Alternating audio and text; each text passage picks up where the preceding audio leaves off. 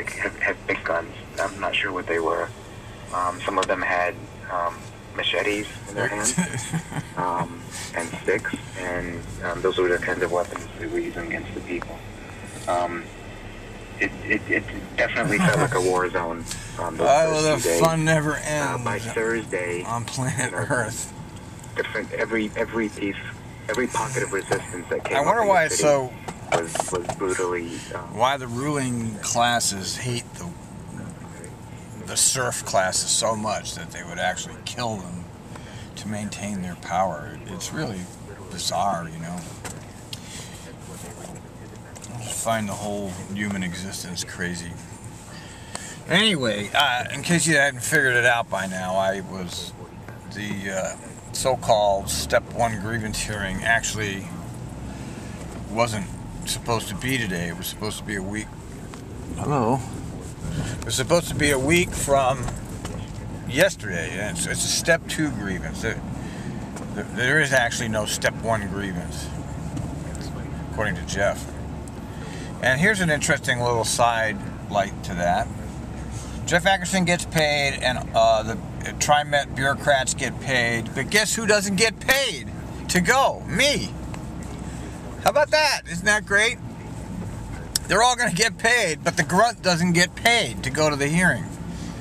How appropriate is that for this sort of bullshit that they put us through? They all get paid. Of course, it's just part of their job. Without having disciplinary procedures, they wouldn't have any job. And, you know, being such an awful employee to have the goddamn nerve to post an actual over-the-air transmission that was very emotional. Well, now we've got Al wrapped up in our little circle of bureaucracies. Now, those of you that have been involved with the legal system, it's the same thing there. Once they get you roped into it, you're fucked. Because you now become their property, you know. The legal system and the penalty, it's the same thing. That's why government has got to go. You know, they just intrude. I mean, I have a government job. Look at how they intrude on me. I doubt very much. Who is that? That look like Gideon. Well, anyway, they're just being brats because they can. Well, so that I told Jeff I'll go anywhere. I don't give a shit. I want to see what this is. I'm actually I enjoy going through these processes, you know. I want to see what it is. I want to experience. You don't want to pay me? Don't. I don't care. I'll go anyway. I go to these board meetings. I do all this other TriMet related stuff without getting paid. So I won't get paid for this. And I've wanted to see what the grievance procedure is like. And so now I get my opportunity. I can't possibly imagine that TriMet will prevail in the end here. It just depends on how corrupt their system is. But it's going to be interesting to go through that. So my Step 2 hearing, which is a week from yesterday at 4:30 at Merlot.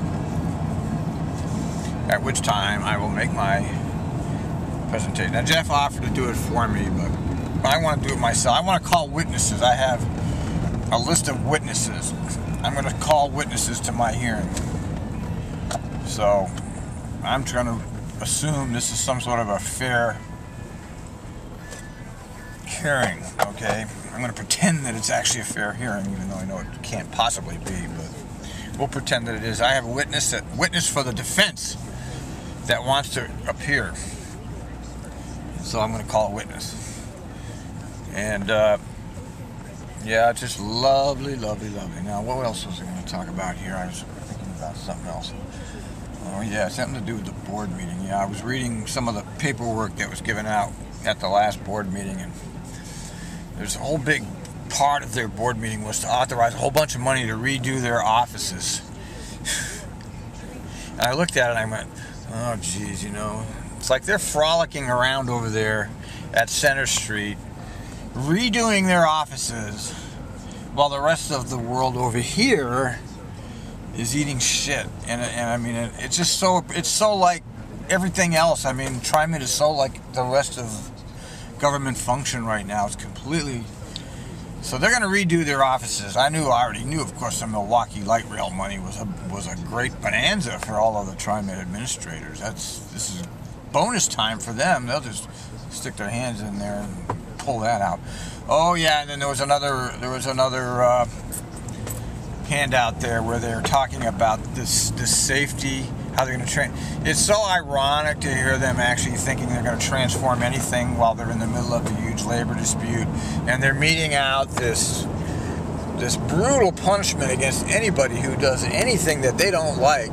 And then they have the nerve to say they're actually working on safety. You know, I'm not a content employee. I can name off a whole bunch of other people that are not content. How does me being a disgruntled employee, feeling that he's getting crucified for something he doesn't deserve, how is that going to make me safer? Okay, why would I be safer undergoing the discipline that I'm going? I wouldn't be. I'd be thinking about discipline rather than thinking about customer service. And my discipline is minor compared to some of the other ones that are being meted out here.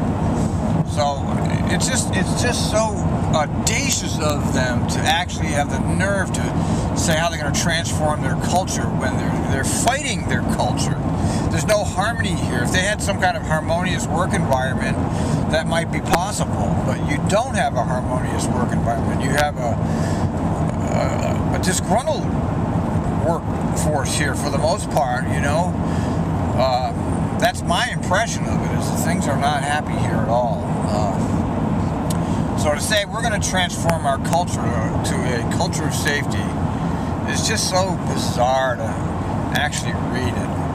It's like, God, we all like are hating it here lately. How are we going to be safer? We're professionals. Obviously, we're not going to do anything intentionally to create some kind of hazard, but I mean, how can you promote safety in a hostile workplace? Does anybody ever thought of that? Or I guess it doesn't matter to them as long as they pretend that they're doing it. You see, it's all this big show, like David Sale said. It's a big show. It's a dog and pony show. You know, let's have our dog and pony show and show the world how great we are. And then I saw that talking bus. Oh my God. It's like, who's the bigger moron, the pedestrians or the bus driver? That talking bus is like demeaning to everybody. Okay, it's demeaning to the bus driver, assuming that we're all. Like, there was a comment on the KPTV post about this that really struck me. He said, "Why bother having it talking on the inside, on the outside? Have it talk on the inside and say, driver, there's people in the crosswalk, rather than pedestrians, buses turning." It's just so fucking stupid. West works, at least the West Cup, even though my West Cup is broken. Really, the stupidity here is so profound. I mean, as a blogger, you gotta love it because you just watch the complete insane. I know most people are completely disattached from all of these things. And I'm one of the very few bus operators. There's a whole handful of us that actually follow this, but not many. I know that for sure. Most people, I don't want to think about trying it at all when I leave.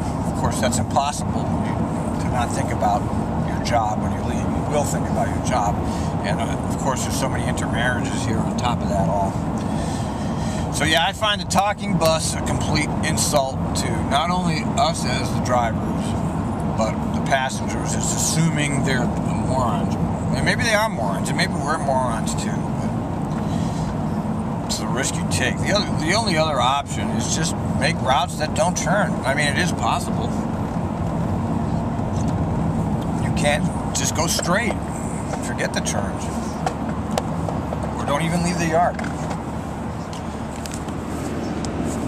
Yeah, so yeah, let's see. Yeah, so they're going to rebuild all their offices. How lovely.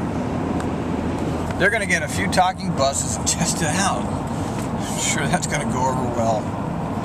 And they're going to, the other thing in that little handout, I'll put that up eventually if I ever get any time, but I'm so strapped for time right now that I'm barely getting up what I want to get up. I haven't even got my transit bureau stuff up. Yeah, the administrators are meeting to figure out how to create a culture of safety. Now that's another comment that's bizarre. I mean, the administrators can't meet to change the culture of us. You have to have us meet to change the culture of us. Don't you? The managers are that disconnected from the reality on the ground.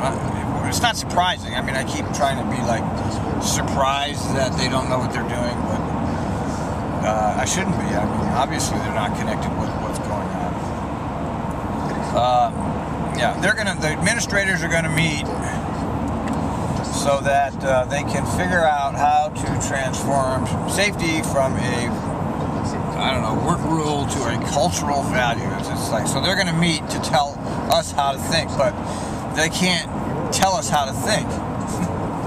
You know, they can meet from now until doomsday, but their meeting is not going to impact me one bit.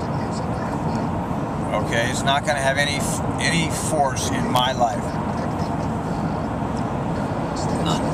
And so, it's just another example of the stupidity of what's happening around here.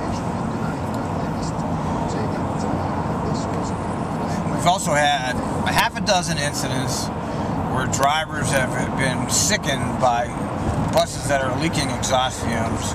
I hear that Michael Anderson's at least looking into this. I know Joe Rose didn't do anything with it. You know, Joe Rose is kind of like, you can't really tell where he stands. I don't throw the towel in with him completely. You know, he's a likable guy. What's going on? Whoa, big axes there. Whoa, look at the traffic jam that's created. See, the deadly instruments on the highway are these cars, not the bus. Okay, it's possible to get killed by the bus, but it's very unlikely. Statistically, it's the car. It's the cars that need the talking feature. Cars turning, not the bus. The bus drivers are superior drivers, but the culture is after us for some reason. We've become the whipping boys of our culture. Easy targets, buses, bus drivers, ooh. Bus people, ooh. Oh, scum, oh. Look at the traffic jam. Yeah. So that'll be a week from Monday. I will get my first glimpse, and that means all my loyal viewers, all 10 of you, and actually there's more, but, you know, there's actually quite a few people that keep up with this. Not all of them are TriMed people. But actually, very few of them are TriMed people. Most of the people that view my blog, I have people from all around the world interested in this topic. You will get to see, through my eyes, oh, this guy, see, he rode around me just so he could go 10 feet ahead of me. And all he did was come around me and then go there. See the psychology of the driver? He's stuck. You're not going anywhere in 2900. You're stuck over there. Because there's a big crash. Because these idiots, like that guy, don't want to leave a space cushion. See, the fact that I'm leaving that space there makes the people behind me, oh my God, he's left a space between him and the car in front of him. Get around that motherfucker. It's like the same psychology about being behind the bus. It's like, oh my God, I'm behind the bus. I'll take my life in my hands to get around that bus. I cannot allow my vehicle to be behind a transit bus or a school bus. It's like, oh, the horror of it. The horror.